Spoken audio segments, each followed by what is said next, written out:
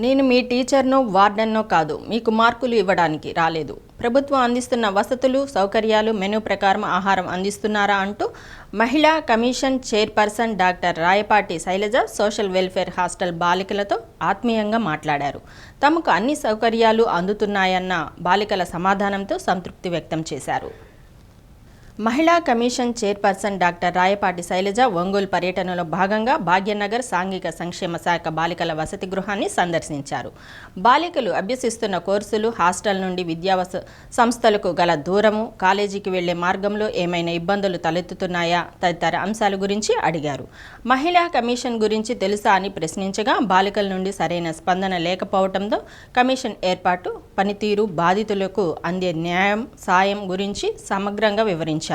మీ హక్కులకు భంగం కలిగితే వెంటనే 181 నెంబర్కు ఫోన్ చేసి సత్వర న్యాయం పొందవచ్చన్నారు. 181 నెంబర్ ఫోన్ చేస్తే మీరు ఒంటరి వారు కాదు, మీకు అండగా మేమున్నాం అన్న భరోసా, నమ్మకాన్ని సఖీ వన్ స్టాప్ సెంటర్ ఇస్తుందన్నారు. Women and child welfare PD Suvarna, nodal officer Sudhamaruthi, mission coordinator Evangeline, ASI Gautami, Sakhi one stop centre admin Jyothi Supriya పాల్గొన్నారు.